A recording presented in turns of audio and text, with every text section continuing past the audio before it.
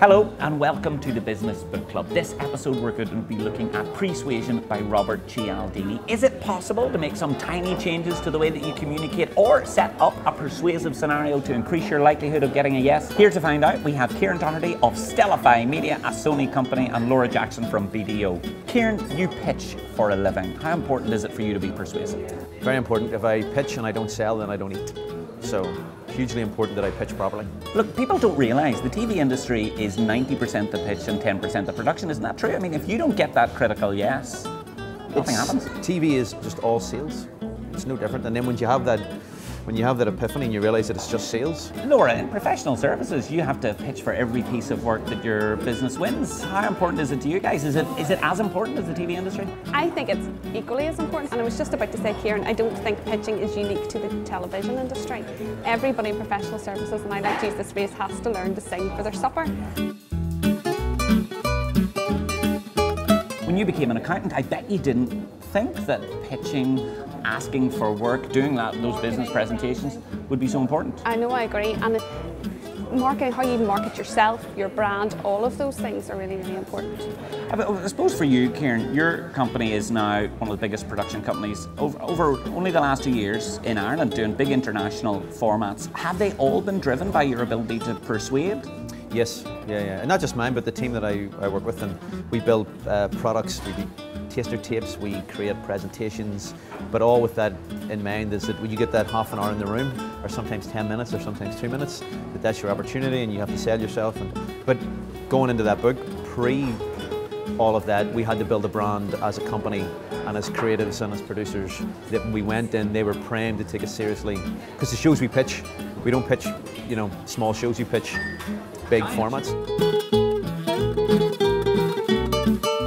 This book argues that when you're trying to persuade someone or an individual, an organisation, it's the things that happen before that are more important than anything else. So how you set the scene, whether it's the space that you're in or the language that you use or your pre-meeting conversation. Have you found that to be true?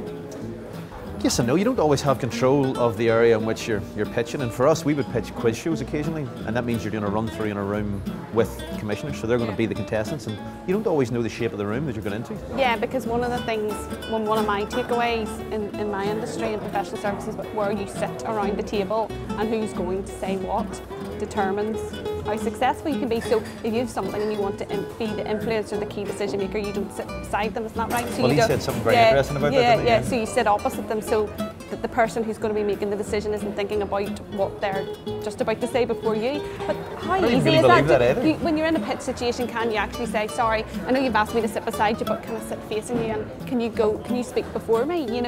How practical is that? It just goes against the grain, it goes against professionalism and all the things that the profession stand for. So I have to say, when I was reading it, I just started to get more and more uncomfortable as I sort of read on. Maybe as ethical persuaders, we should use this book not to make people say yes, but instead to make sure that if we know what the right solution is, to make sure that we don't accidentally present it in a way that self-sabotages. So the right solution for them, not necessarily for us. It's easy to forget that this book has been written by Robert Cialdini. He is the foremost expert on persuasion, and his original book, Influence, written in the 80s and updated and reissued many times in many different editions, is the foundation of everything that we know and understand about persuasion. His 6 principles and the brand new one that he's created called Contrast really changed the way that we all look at things when it comes to trying to increase the likelihood of getting a yes. And the ones that stick out for me there are social proof, for instance. We like to do things that we know lots of other people are already doing. So whether it's reusing towels in a hotel room, there's a reason why in your industry canned laughter is used. It's not because the show isn't funny, it's because it gives the audience permission to laugh, and that the science behind that is called social proofing. And authority in your industry, there's a reason why you don't turn up in a pair of tracksuit bottoms to a pitch, because the way that you carry yourself, even though you would suit it, you absolutely would. People don't want Elton John down there. I can see you like Jeremy Kyle. There's a reason why you dress as people expect a professional services accountant to dress. Yeah. yeah, you have that authority piece. Can I just say one thing though, because I just worry that people watching this will go, oh, there's such a huge volume, because when I initially picked it up and I did read the hardback, there's a lot of notes and references, and I know this guy is like amazing, and as you said, very, very technical. I can just find this. So from this part, in the book, sort of notes and references. Wow, so nearly half of the book is a reading list?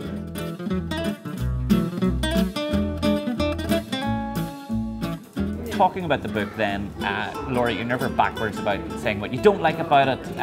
What are some of the things in this that didn't work for you? I think it's very theoretical, okay? And yes, there's all these principles, how you translate them into all these different industries, I struggle with. And again, just some of the things just didn't sit that easy. It just felt like manipulation at times, you know? Because when he opens up and says, I read people's palms and parties to start making conversation with people, I thought, okay, so that's you manipulating, or the bit where he was bending the guy's finger back and forth and saying one thing at the start of the night, one thing at the end of the night. It just didn't feel that truthful. Well, the way he writes the book, which initially I really liked, which is in this kind of, doesn't read like an academic text, it's like a conversation. But that mixed with those stories, you suddenly go, what am I reading? For me, one of the big challenges is a huge amount of what's written in the book, although it is referenced with an evidential base and a scientific base, it is still hugely anecdotal in places. And anecdotes don't always transfer. I mean, I think it's a great hook for a book. I mean, if I was pitching this, that's a great title for a show. It's even very well laid out. It's very gorgeous looking. It'll jump off the shelves. But Pre-suasion is just persuasion. I mean, it's not pre and post-suasion is the same thing. Kieran, if you were speaking to someone who hadn't read the book, how would you describe it? I would describe it as a really interesting read about people who have sold things well, and you'll enjoy reading it. I think it's missold almost as this will help you become a persuader, but reading about people who have done well and reading about things that had an impact on specific areas was really interesting. I really enjoyed that aspect of it. Did it make me a better persuader? Which I really enjoyed it, is the truth. I just don't think, I'm not coming away from it going, wow, you know. You're the ace manipulator now. Sell now. Let me in the room. I just came away thinking that was an enjoyable read. And what about you, Laura? Does this have a place in your work?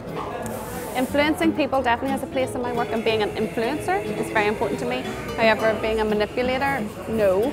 I think that comes with responsibility, and I would be concerned about how that would follow on through. If you were to ask me, should you read this book? Well, yeah, like you said, yeah, read it. It is a fun read.